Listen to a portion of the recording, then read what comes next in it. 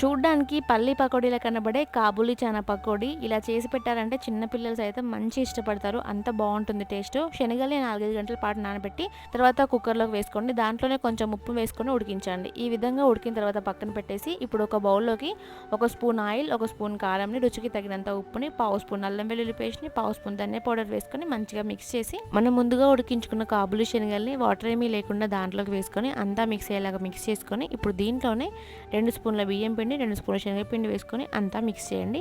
కొంచెం పొడి పొడిగా అవుతుంది. 1 స్పూన్ వాటర్ వేసుకొని మిక్స్ చేయండి. ఇక్కడ చూపించిన విధంగా ఇలా ఉండాలి. తర్వాత స్టవ్ మీద డీప్ ఫ్రైకి సరిపడా ఆయిల్ పెట్టేసి ఆయిల్ బాగా వేడైన తర్వాత స్టవ్ని మీడియం ఫ్లేమ్లో పెట్టుకొని ఇక్కడ చూపించిన విధంగా ఆయిల్లోకి వేసుకొని అటు ఇటు తిప్పుతూ కాల్చుకోవడమే. మంచి క్రిస్పీగా సూపర్ టేస్టీగా ఉంటుంది. అలాగే హెల్తీ ప్రోటీన్ స్నాక్ కూడా పిల్లలైనా పెద్దవాళ్ళైనా మంచి ఇష్టపడతారు. ఇలా చేసి పెడితే ఇలా ఫ్రై అయినాక ఒక ప్లేట్లోకి వేసి ఉప్పు కారం వేసుకొని తిన్నామంటే సూపర్గా ఉంటుంది. మీరు కూడా ఒకసారి ట్రై చేసి పక్కా కామెంట్ సెక్షన్లో కామెంట్ చేయండి.